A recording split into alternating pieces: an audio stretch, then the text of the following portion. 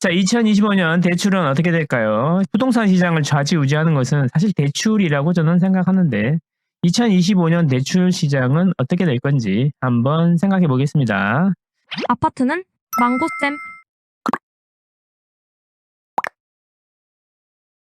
뒷장 푸는 은행들 대출길 넓어진다. 은행들이 2025년이 되니까 예상대로 대출 빗장을 풀고 있습니다. 일각에서는 그런 이야기 했죠. 바보냐 정부가. 2025년 되면 은행들이 대출 한도가 늘어나니까 대출 규제를 풀 거고 대출 규제를 풀면 집값을 자극할 수 있고 안 그래도 많은 가계부채가 또 늘어나가지고 경기를 어렵게 만들 거니까 정부가 이미 다 알고 있어서 미리미리 규제를 할 거다 이런 이야기 많이 했잖아요. 그런 이야기들이 있었는데 진짜 그런지 한번 볼게요. 모기지 보험 적용 체계 이게 뭐냐면 이제 우리가 대출 받을 때 방빼기 그래갖고 전체 대출 한도에서 서울 같은 경우에는 5,500만 원을 빼고 대출을 해주는데 모기지 보험을 적용을 하면 그 방빼기를 안 한단 말이에요. 그래서 대출 한도가 5,500이 늘어나는 거죠. 사실 이게 DSR 하는 것보다 더 한도를 줄이는 효과가 사실 컸거든요. 근데 이제 그거를 본격적으로 시행을 다시 한다 이런 이야기죠. 그럼 한도가 5,500이 올라가겠네요. 그리고 생활안정자금 주담대 확대.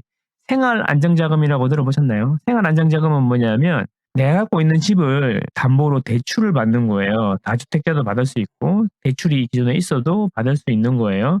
대신에 이제 생활안정자금 용도로 써야 되는 거죠. 예전에 이걸 해줬다가 안 해줬다가 2억까지 해줬다가 그랬는데 이거를 작년에 연말에 모두 축소하거나 없애고 이랬죠. 그랬는데 인터넷은행이 먼저 생활안정자금 한도를 1억으로 했다가 10억으로 바꿨죠. 이런 분위기다라는 겁니다. 한도가 계속 늘어나고 있네요. 모기지 보험도 그렇고 생활안정자금도 그렇고 그 다음에 시중은행들이 이제 비대면 대출도 제일 먼저 막죠. 비대면 대출이라든가 대출 상담사를 통해서 들어오는 대출들을 막는데 대출 총량을 줄이려고 이것도 다시 시작했다라는 거고 전세 대출도 제한을 해제했다. KB하고 우리은행. 자, 이게 뭐냐면 전세 대출 제한도 해제되고 이제 타행 대안 대출도 가능해지고 그다음에 캡 투자용으로 사용되는 전세 대출에 대해서는 안 해준다 이런 것도 있었는데 이것도 다 풀었다는 거죠. 그러면 작년 8월 이후에 했던 규제들이 전부 다 풀렸다. 은행들이 자율적으로 하던 규제들이 전부 다 풀렸다. 이런 이야기예요. 자, 우리가 이런 이야기 했었죠. 내년 되면 어차피 은행들 한도가 다시 생기고 대출 경쟁을 해야 되고 연간 목표가 있으니까 열심히 대출을 풀 거다라고 했었는데 무슨 소리냐. 정부가 그걸 모르냐. 바보냐. 그래서 미리미리 대비할 거다. 이런 이야기 했죠. 그래서 이제 이런 게 나왔으면 정부에서 반응이 있겠죠. 하지 마라. 이러다가 대출 계속 늘어나니까 그만해라. 이런 이야기를 해야 그들의 말이 맞는 거죠.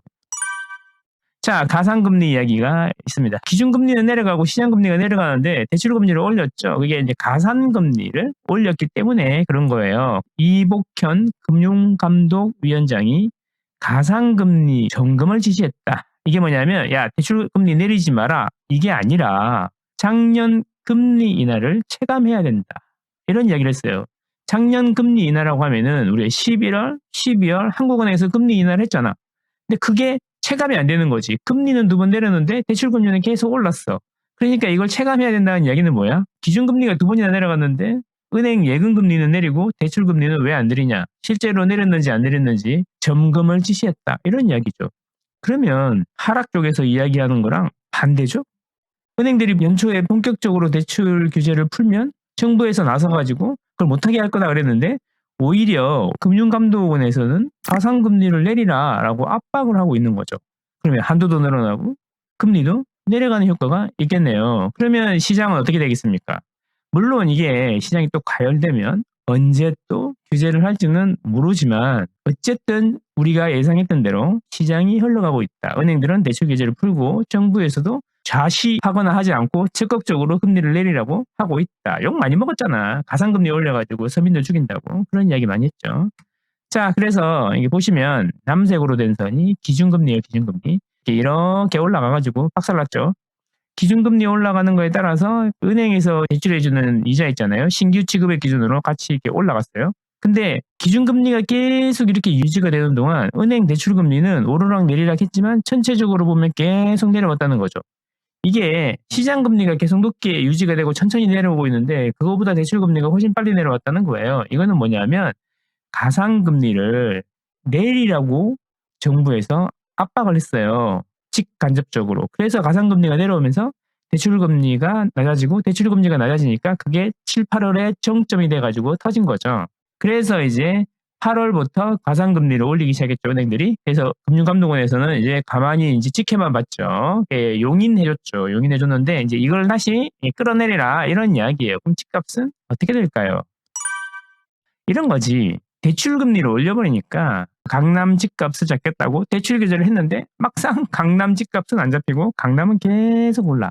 그런데 우리 강북이나 수도권에 보면은 강남처럼 오르지도 못하고 계속 침체에 빠져 있는 거죠. 물론 떨어진 건 아닙니다. 바닥 대비해서 올라오긴 했지만 시원하게 올라주지를 못했다는 거지. 그게 이유가 뭘까?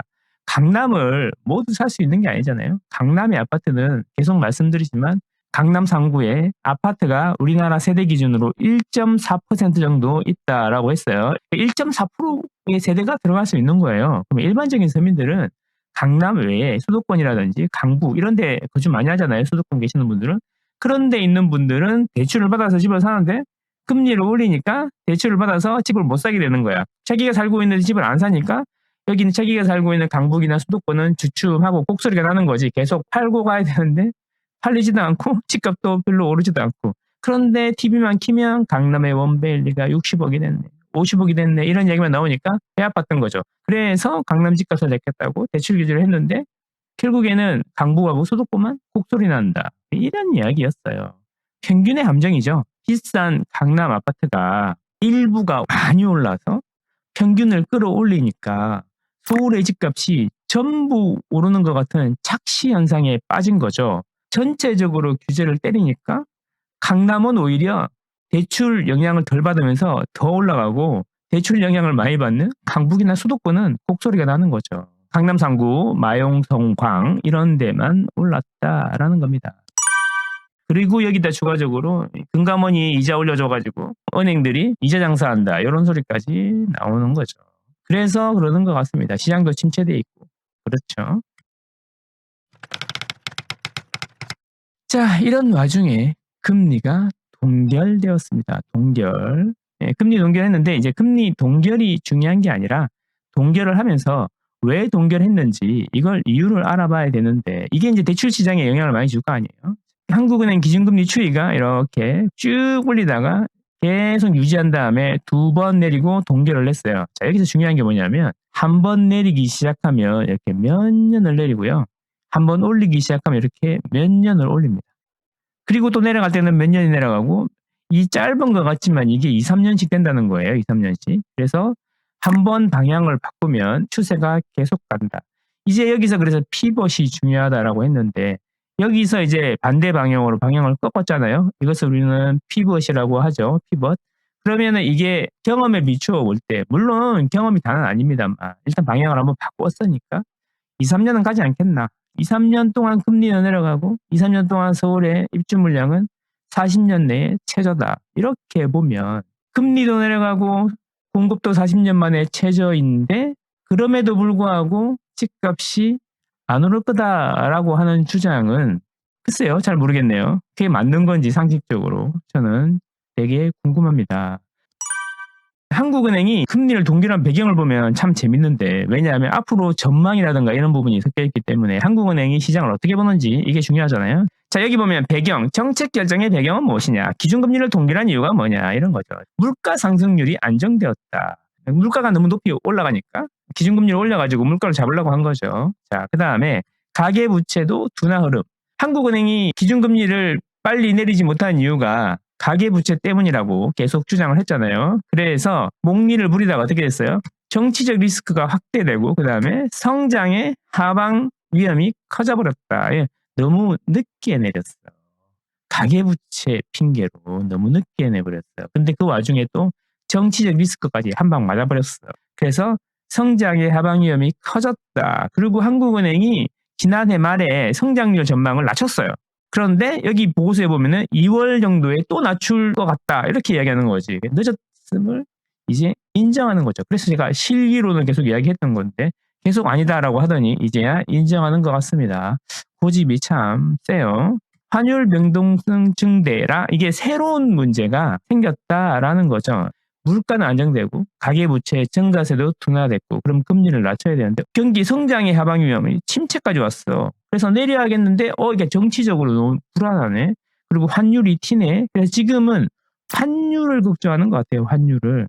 내려야 되는데 환율이 튀고 있으니까 이게 내려버리면 달러 대비 원화 가치가 떨어지고 있는데 거기에다가 금리까지 내려버리면 이자도 들죠? 그러면 환율이 더 많이 튈 수 있으니까 그거를 걱정하는 것 같아요. 그래서 일단 한번 스테이 지켜보고 결정하겠다.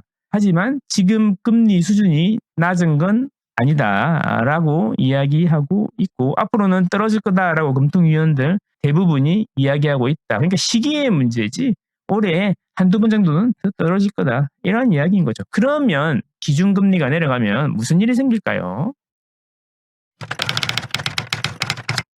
자, 그래서 이제 코픽스가 내려가기 시작했습니다. 주담대 변동금리는 코픽스에 연동해가지고 바뀌죠. 코픽스 금리가 0.13%가 내려갔으니까 주담대 변동금리도 내려가게 될 거다. 가상금리 장난 안 치면. 근데 금감원에서 가상금리 점검하라고 했으니까 요거보다 더 빨리 내려갈 수 있다. 실제로 12월에도 금리가 많이 내려갔어요. 혹은 적지만 많은 은행들이 금리를 내렸습니다. 그래서 코픽스 금리가 떨어졌으니까 변동금리가 내려갈 거다. 이런 이야기고 여러분 이제 변동금리가 있고 고정금리가 있잖아요. 고정금리는 은행채 기준이에요. 은행채 기준. 은행채도 내려가겠죠. 그래서 코픽스 금리가 이렇게 보시면 계속 이렇게 밑으로 꺼지고 있는데 변동금리 대출 금리를 반대로 아까 올린 거 보셨죠? 그러니까 코픽스라는 게 은행에서 돈을 수신하는 금리란 말이에요. 수신하는 금리. 수신 아시죠? 수신이 예금 같은 걸 받는 거고 여신은 빌려주는 거죠. 대출. 자기들이 수신하는 거, 예금 금리라든지 이런 거는 낮추면서 대출 금리를 반대로 올려가지고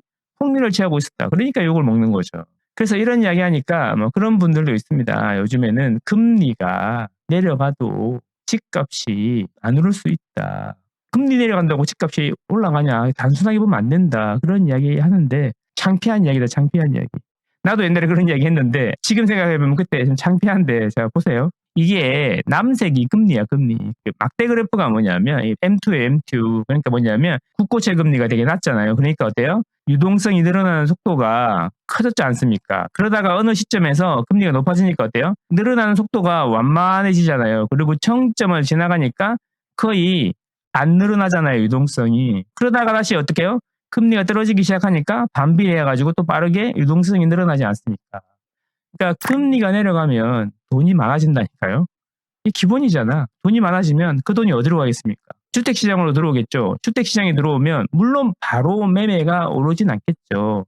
자, 돈이 많아지면 심리가 키가 되는 거예요. 키가. 우리 배에 보면 방향타 있잖아요. 방향타. 방향타가 되는 거죠. 자, 무슨 이야기냐. 돈이 많아지면 그 돈이 어디론가는 흘러 들어갈 텐데 물이 고이는 것처럼. 그게 매매로 흘러갈 수도 있고 임대로 흘러갈 수도 있는 거죠.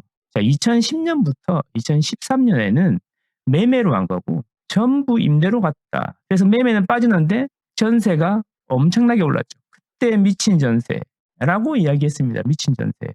그래서 뭐냐면 매매는 마이너스 1, 전세는 플러스 3. 그래서 두 개 합쳐가지고 플러스 2였다는 거예요. 지금은 어때요? 지금은 매매도 플러스 1, 전세도 플러스 1이잖아요. 2023년, 2024년 실거래 지수 기준, 그 다음에 한국부동산원 기준, KB 기준으로 다 올랐어요. 1년 내내. 1년 평균을 보면 1월 1일하고 12월 31일 기준으로 보면 2023년도 올랐고요. 2024년도 올랐어요. 그러니까 올랐다 내렸다 기준이 도대체 뭐야? 자기 마음속의 기준으로 이야기하는 거야? 나는 이해가 도대체 안 돼. 기준을 가지고 이야기해야지. 그냥 내피셜인 거잖아, 내피셜. 오르고 있는데 자꾸 안 오른다 이렇게 자기 마취하는 거. 최명 상태에 빠져 있는 것 같은 그런 이야기들을 하는 사람들이 많은데 그런 사람들이 조회수가 잘 나온다, 형이다 이런 이야기죠. 안타까운 현실입니다. 그래서 이제 어쩌면 그런 게 조회수가 더 잘 나오니까 알고 있는 사람들이 지금이 더 기회일 수도 있고 그런 거죠. 어쨌든 이제 그렇게 될 거다라는 거죠. 지금은 유동성의 방향타가 매매랑 전세랑 골고루 퍼지게 있다. 그래서 매매도 천천히 오르고 전세도 천천히 오른다. 작년 말에 기준금리가 오르면서 매매만 주춤한 게 아니에요. 전세자금 대출금리도 올랐어요. 매매를 잡을 거면 주담대 금리만 올려야지. 전세자금 대출금리도 올리니까 전세도 주춤하게 되는 겁니다. 대출을 많이 받으니까 그런 거 아니에요. 그래서 보고서도 있어요.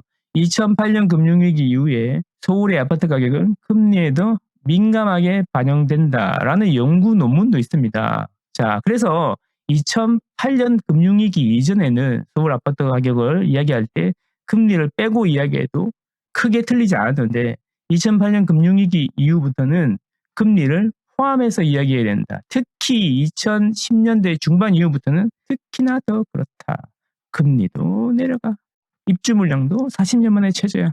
그럼에도 불구하고 집값이 내릴 거라고 이야기하는 거는 그게 더 맞는 말인지 오를 거라고 이야기하는 게 맞는 말인지 여러분들은 현명하시니까 잘 판단하시리라 생각합니다. 구독, 좋아요, 구독, 좋아요.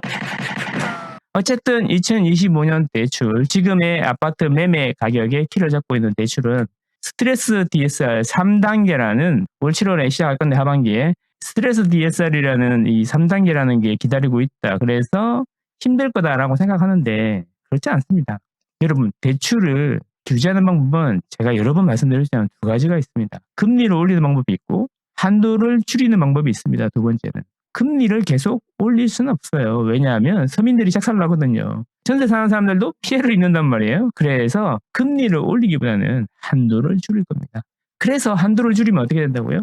이제 10억 대출 받아갖고 강남 갈 사람들이 5억 대출을 받아갖고 동대문이나 노원이나 강서구 이런 데로 가겠죠. 그래서 상승이 확산될 거다. 돈은 늘어나니까. 그런 이야기 제가 지속적으로 주장하고 있습니다. 여러분, 스트레스 DSR도 좀 생각해 봐야 되는 게 뭐냐면 이 변동금리에는 더 스트레스를 많이 주고 고정금리에는 스트레스를 좀 덜 줘요. 우리는 5년 단위 변동금리잖아요. 고정금리라고 해도. 그래서 혼합형이라고 주로 이야기하는데 그래서 우리가 생각하는 고정금리는 6억 4천에서 5억 9천, 5천만 원 줄어드는데 자 보시면 변동금리는 6억 3천에서 5억 5천으로 7천만 원 정도 줄어든다는 거죠. 변동금리에 더 스트레스를 주는 겁니다. 그래서 이거는 한도를 줄이는 거지 스트레스 금리를 올린다는 거니까 금리가 올라간 줄 알았는데 잘못 착각하시는 겁니다. 한도를 산정하기 위한 금리를 올리는 거지 실제 금리가 올라가는 건 아니다라는 거. 이렇게 하면 한도를 줄이면 이제 대출을 조금 받아서 갈 수 있는 대로 갈 거다. 그러면 여러분들 어디가 이제 뜰 건지 말 안 해도 잘 아실 건데 제가 작년부터 계속 말하고 있죠.